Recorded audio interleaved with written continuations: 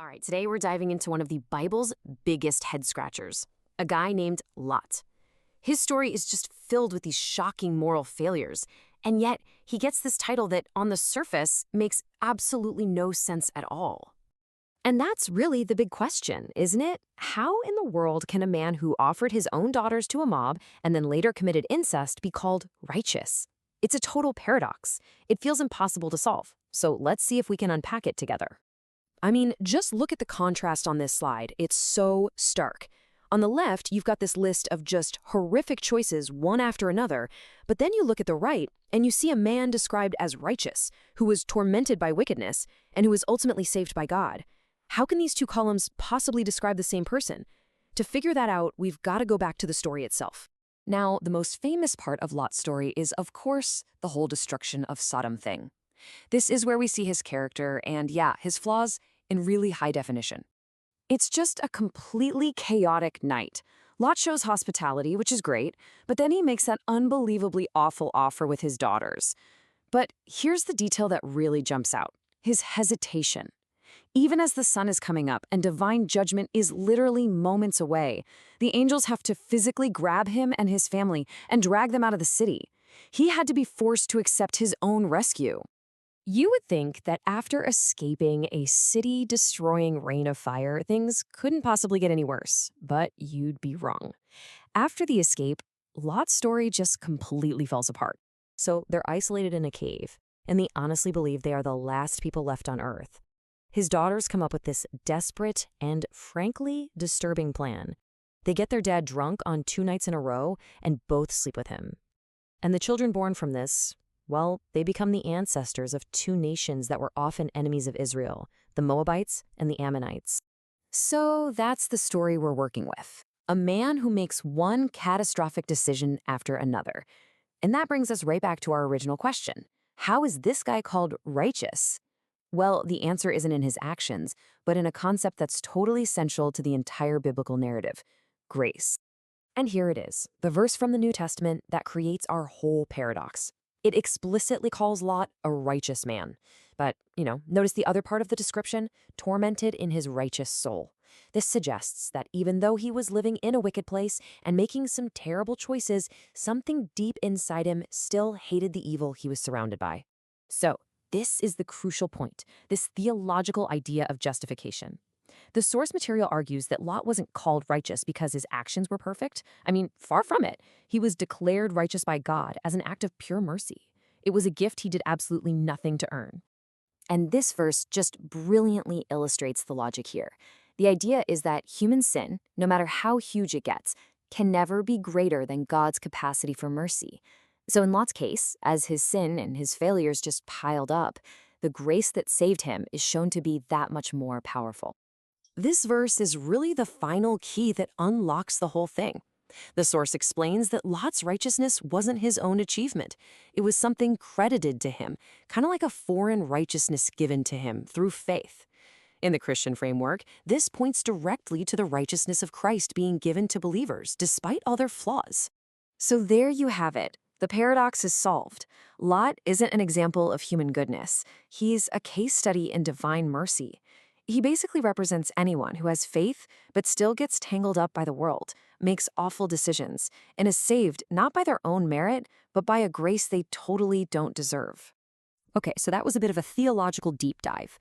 But what's the takeaway? Why does this strange and, let's be honest, disturbing story from thousands of years ago have any relevance for us today? Well, when we reframe Lot's failures, they start to look surprisingly modern, don't they? He was distracted by materialism, choosing those rich plains near Sodom.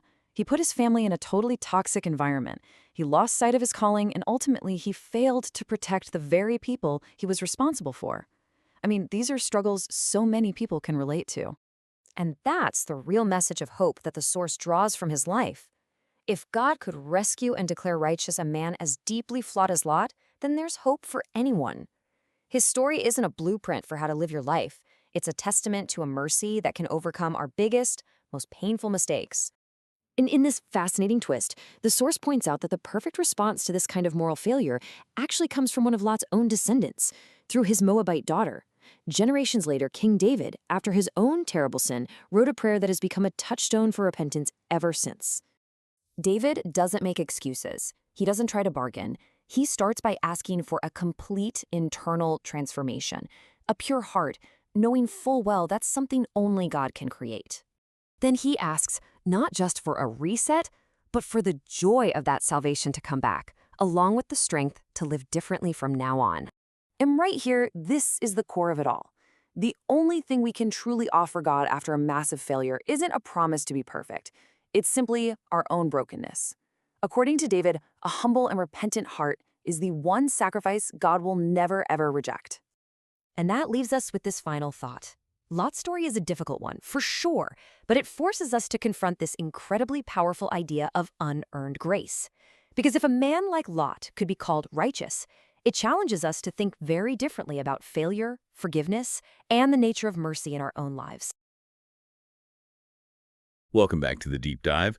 Today, we are strapping in for what is a truly challenging and dramatic piece of source material. It really is. We're talking about Genesis chapter 19, a story that, well, it confronts us with some of the worst aspects of human failure. And then throws in catastrophic divine judgment and somehow an astonishing take on mercy. Right. And our mission isn't just to, summarize this shocking story. We're going to dissect it. From the city of Sodom all the way to that horrifying scene in the mountain cave. Exactly.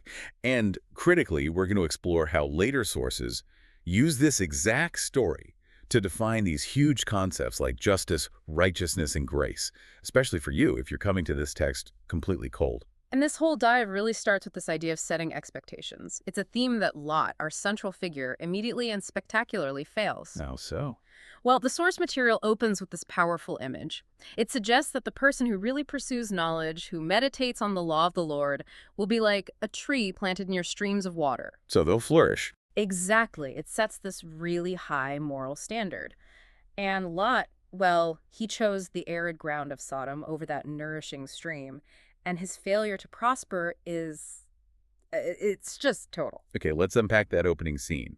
We find Lot sitting at the city gate of Sodom. Two guests arrive at nightfall. And sitting at the gate, like you said before, that's not just enjoying the sunset. That means you're an elder. You have some local importance. Which already hints at the very thing that drew him there. The sources suggest it was a pursuit of riches, of status. And he got it. But that status immediately puts him in a moral dilemma. He sees these two travelers who, we find out, are actually angels. And he knows the danger of the city. So he insists on traditional hospitality. Right. He urges them to stay at his house, not the plaza. He gives them a welcome, prepares this whole banquet. He's doing everything by the book, by the ancient code of a host. But that politeness, it just shatters almost instantly. Instantly. The atmosphere that Lot's been, living in for years just explodes. Before his guests can even sleep, the sources say all the men of Sodom, both young and old, from every part of the city, surround the house. And their demand is what really kicks off the whole drama. It's the catalyst. They shout to Lot to bring the men out, and their intent is brutally clear. So that we may have sex with them. Yes.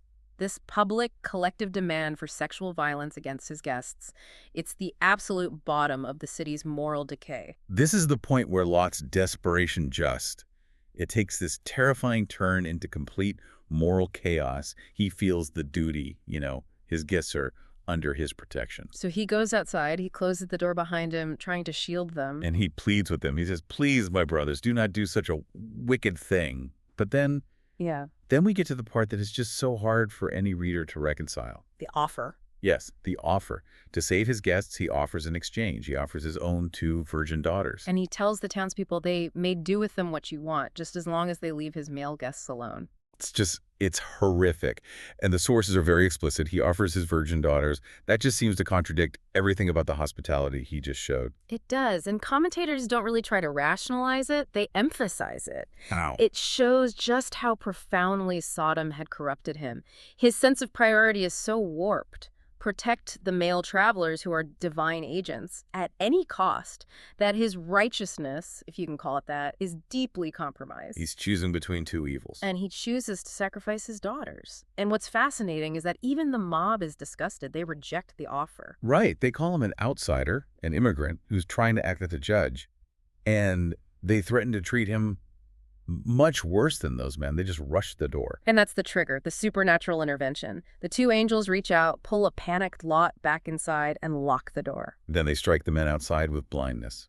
The mob is just defeated, fumbling around in the dark. And with the house secure, the time for talking is over. The angels give Lot this urgent, final warning. Gather your family, sons, daughters, in-laws. Get them out now. Because the cry against this city is so great, it has reached God. Destruction is coming. And Lot, even after witnessing a miracle, he seems slow to act.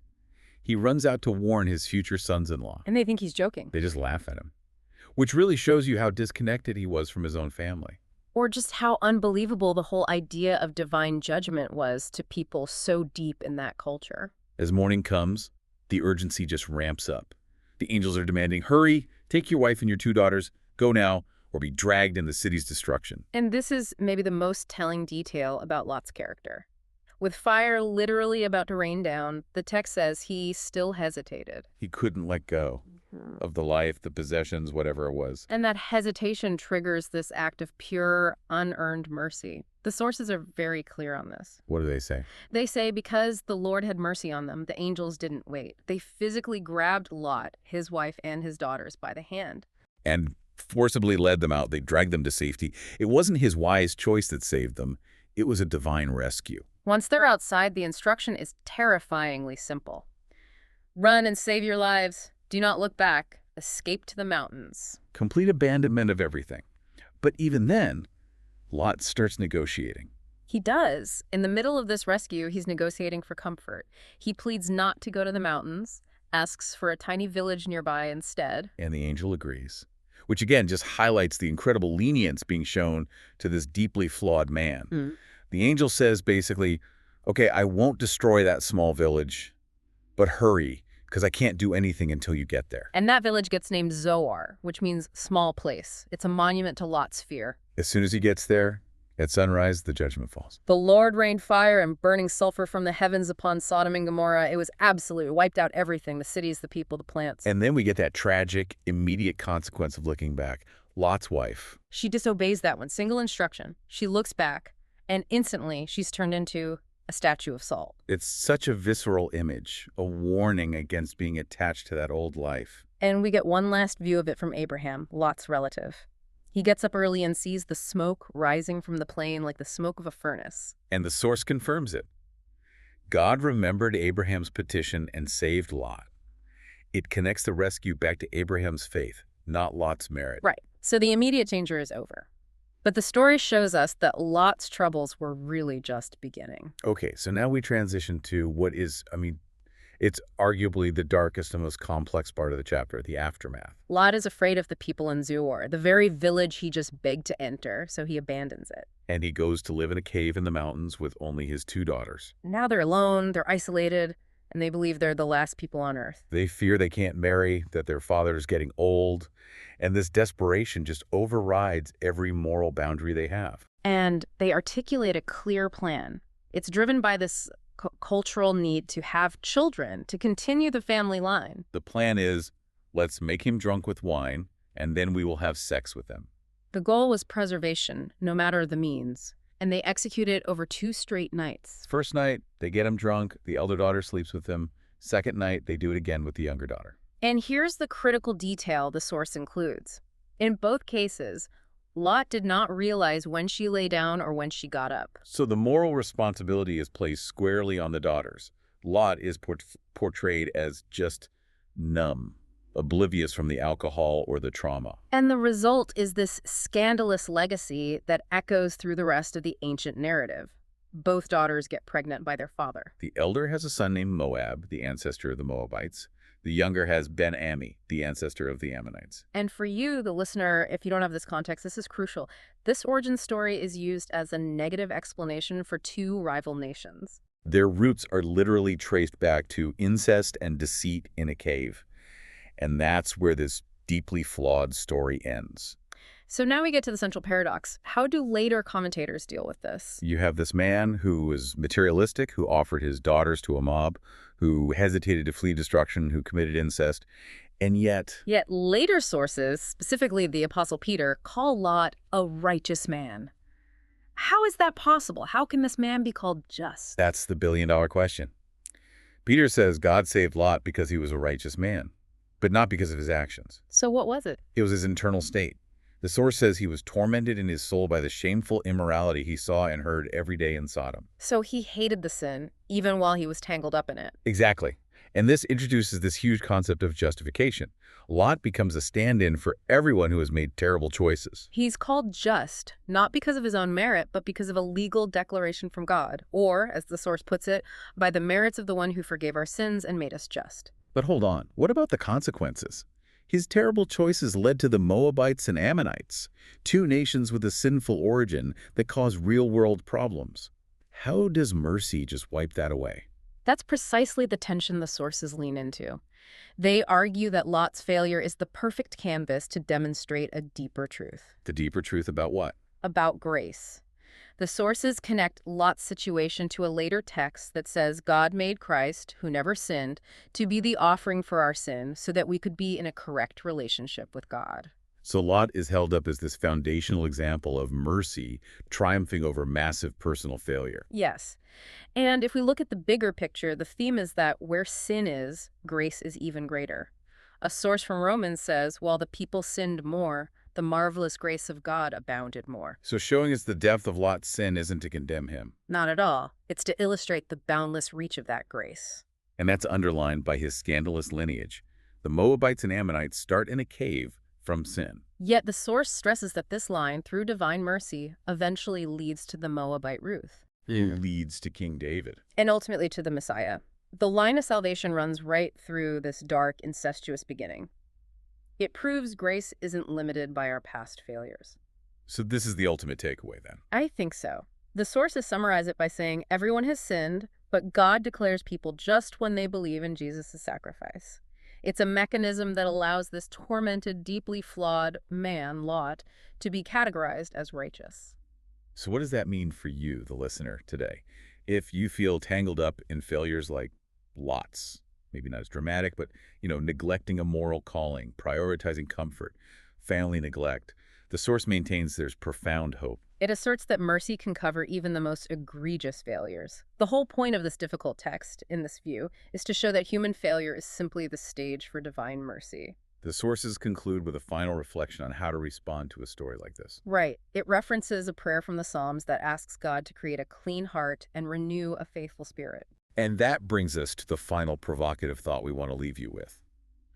Building on that prayer, the source material suggests that the sacrifice God really desires isn't an animal or some offering. It's a broken and contrite spirit. The profound irony is that this story starts with extreme external depravity, mob violence, incest, but it pivots to demand this intense focus on our interior state, on repentance. That shift from all that external chaos to an internal surrender is a really powerful concept to hold on to. Thank you for joining us for this deep dive into what is a very complex and often overlooked piece of source material.